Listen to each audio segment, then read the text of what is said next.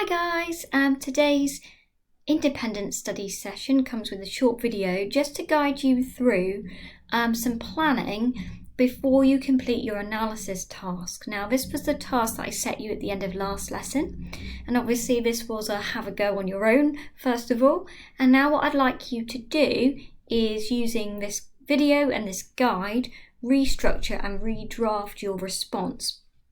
So let's start with a little recap first of some of the things we've covered that are going to be important bits of knowledge to help you to analyse. So the first thing that we're looking at here is just media language. That is the main key concept that we're focusing on for this task. And really, when you're thinking about media language for the front page of a newspaper, it's really what can you see? And how does that work together to create meaning? So media language is the way in which the meaning of a media product is conveyed to the audience. So it's all of those devices, so they can be the different elements of media language. We might call them the visual codes.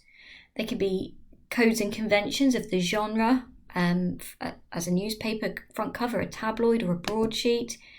We can be looking at semiotics, so the signs, signifiers, denotation, connotation, as well as thinking about narrative and Todorov's 5-part narrative structure. So these are the core focus areas that we need to be aware of for writing up an analysis of a front page of a newspaper.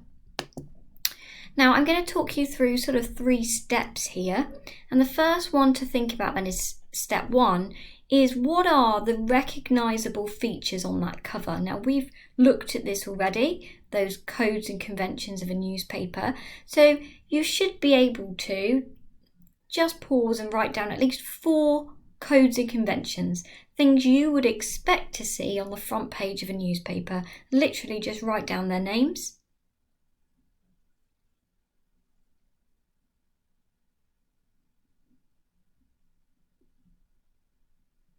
Okay, so you could have had things there such as the masthead, the main image, the stand first, the puff or the plug, standalone. There's lots of features that we have been labelling. Now, what we can call these then are a repertoire of elements. They're the things that we would come to expect to be on the front page of a newspaper. They're recognisable features of that genre. So that's your first step. You're going to take your front page of your newspaper and you're going to annotate what you can see. Use the media language, codes and conventions, so the actual words for them, the masthead, the stand first, strapline, etc. And just labelling them first gives you a range of features that you could talk about. And this is useful, particularly if you find yourself when you're writing thinking, I can only really comment on 1 or 2 things. If you label all the features first, that's giving you a whole different range of elements that you could deconstruct and decode. Once you've labelled those features though, that's not enough. We can't just say that this main cover is made up of a headline, a masthead and a strapline. That's not enough. So really that's where we move to semiotics. And I know that you've studied this already, so just to recap, this is the theory that really underpins all of our analysis in media. It's essential, a way to let you unpick how meaning is created. So we're looking at those signs in the media and then what those signs might signify to an audience. Now we can use those 2 terms if we wish, but perhaps more important to discussing semiotics is really the terms denotation and connotation. Your first step in looking at media language is its denotation. Literally, what can I see on the page? What can I identify? And these are your signs. So in this newspaper here, I can identify that there is this image here of Boris Johnson. So that is one of the signs, one of the denotations that I can see. I can also see lots of the colour red, for example, that's also a sign, something that is denoted. And I can see these kind of calendar style images and dates. So again, that is something literally denoted on the page that I can see in front of me. Once I've talked about denotation, literal meaning, I can move to connotation. And it's at this stage that I'm really starting to explore the implied meaning. So the connotations are the things that we associate with those signs. So when I look at this, for example, I look at the headline. So the headline denotes the words Midsummer's Dream, and it denotes it in a capitalised, in a bold font.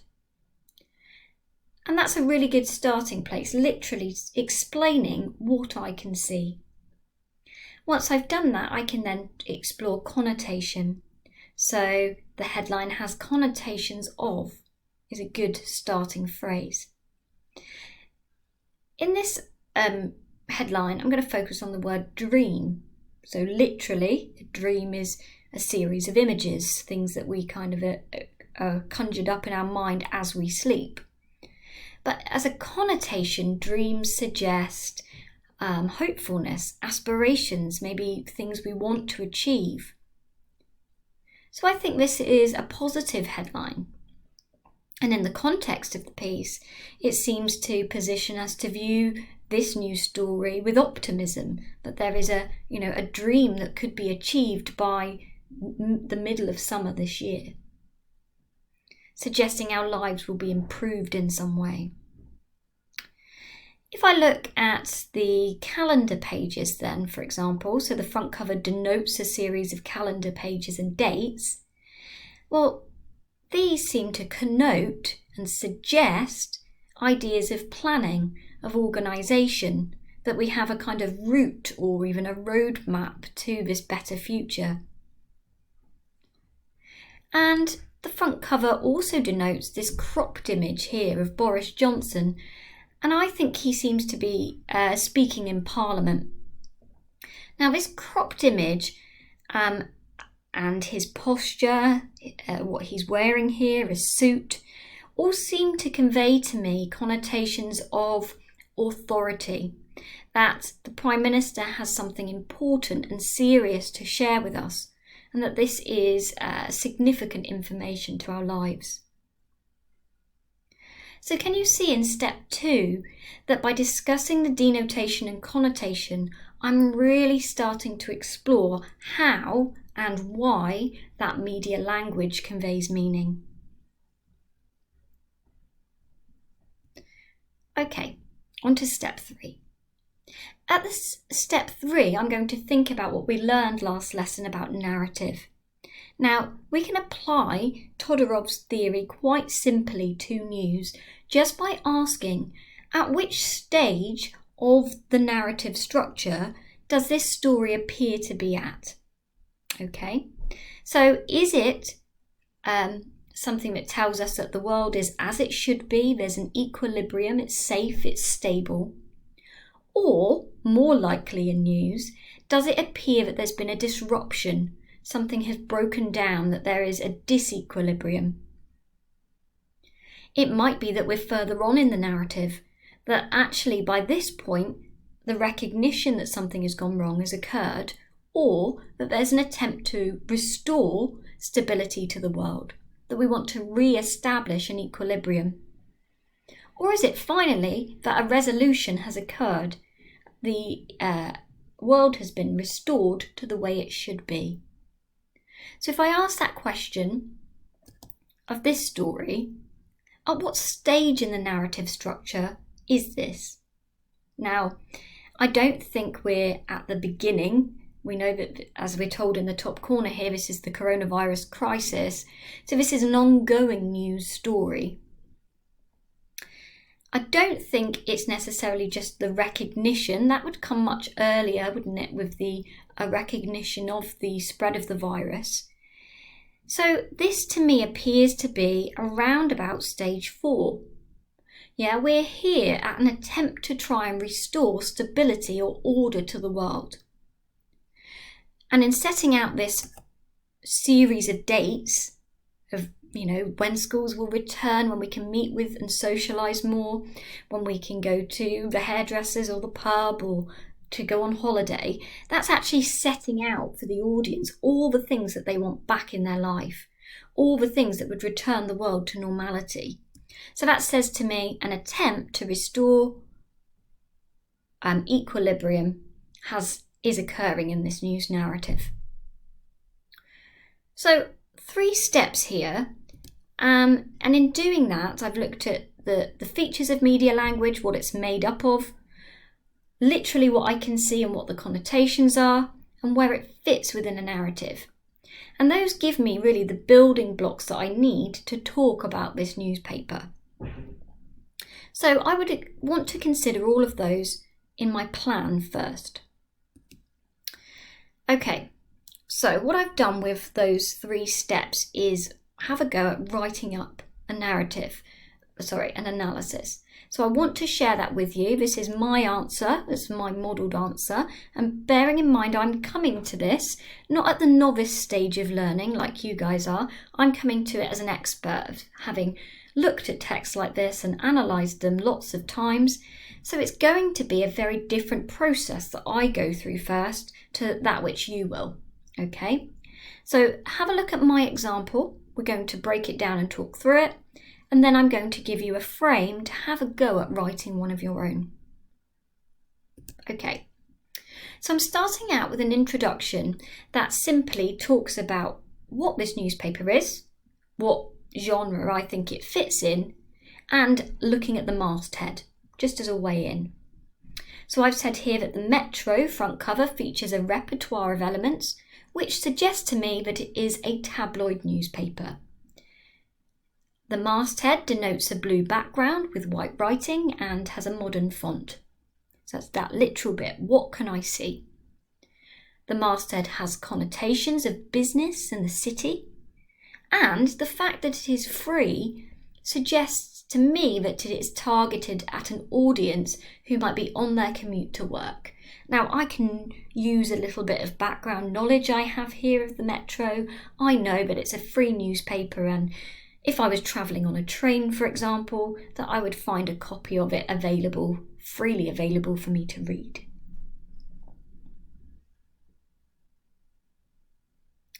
So this bit establishes, first of all, your knowledge of that newspaper front cover, and just talking about the masthead gives you a way in to talking about the newspaper itself and perhaps its audience or its values. There's a few different things that you could say about that. Next up then, this is going to be the main body of my analysis.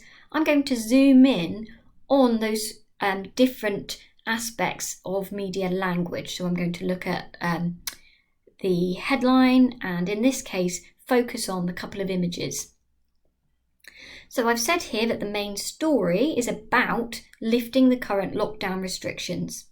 That's important. You must be telling your reader, the examiner, what that main story is, even just in a simple phrase or one sentence, showing that you understand what the story is. So the main story about lifting the current lockdown restrictions is splashed across the front page, conveying its importance within the news agenda. So we talked about this idea before of the splash. And in this case, the main story takes up the whole of that front cover, so we know it's an important story. The headline denotes the words Midsummer's Dream in a capitalised bold font. So again, saying what I can see. And the headline has connotations of hopefulness and aspiration, implying that the summer season is going to be a better time and something for the audience to look forward to. Okay, so we can see here semiotics in play. I'm exploring literally the denotation and then the connotation and associated ideas. Furthermore, the main image features a photograph of the Prime Minister and a series of calendar pages and dates. So I'm recognising here that there's more than one image that has been combined to make up the photo, the main image on the cover. So the photograph of Boris Johnson appears to depict him speaking in Parliament. He's dressed in a suit and gesturing with his hand. Again, that's that stage of literally telling what I can see in the picture. Then I say connotations and explore them next. So this has connotations of statesmanship, and back to the audience again, it positions us to view him in an authoritative way in announcing this important information. The images of the calendar then connote organisation and planning, and they suggest a roadmap or route out of the lockdown. When placed beside Johnson is the date June 21st, and the copy reads life goes back to normal. And I've tried to create a little link here back to the headline, this establishing the dream that is referenced in the headline.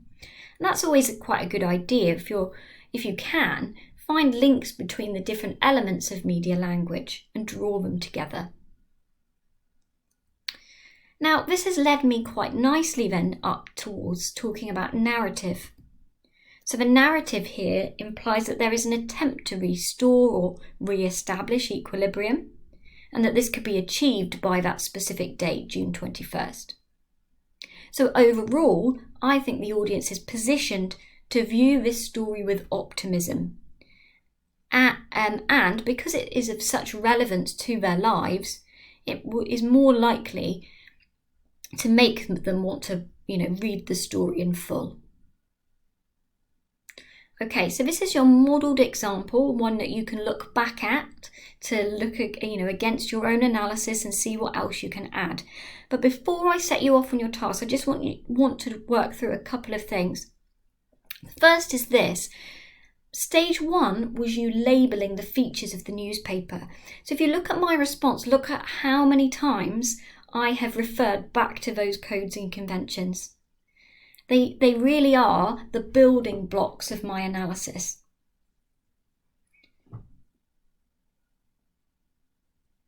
In the next stage then, that was about exploring semiotics. Now, I've tried to use denotes and connotations and connotes quite a number of times here, but I can also use other analytical verbs. Suggests, implies, conveys, all the kinds of phrases that you would use when studying English, for example, are the same for media. Okay, so every time you've talked about one of those features, you're going to then explore the meaning, what's suggested, what is connoted by this image. And the final bit then just wants to point out really how much of the rest of the text is your own ideas. Okay, all these bits in blue are the bits that are showing the person marking this piece of work that you really have decoded and understood the text. So, as I say, there's kind of 3 different parts to this. And really the best thing that you can do is to plan first. Take that newspaper front cover, you can annotate it on a computer, you could print it out, you could just do a mind map of all of your notes, however you want to present it. But plan through those different stages first and say what you can see. Once you've got enough notes for your plan, then have a go at writing it up. And I would suggest that you maybe use some of my writing frame. Obviously, this is kind of directly taken from the example that I've given you. But if you're feeling a bit more confident, you can obviously adapt that frame. Okay, you can use some of the phrasing of it. You could focus on different aspects of your front cover. You can add to it as much as you wish. Okay, but I would suggest that your writing up of this should take you a minimum of about 20 minutes. And that's a minimum. When I was crafting my response there, that took me quite a long time because I was really carefully thinking about how to phrase it and about how to, really make sure I was focusing it in on media language and semiotics. So don't think that this is something that you're going to, write in 5 minutes. It really should be something carefully crafted, and then when you've done that, send it over to me, and then I'll give you some feedback. Okay, any questions, please let me know, and enjoy your analysis.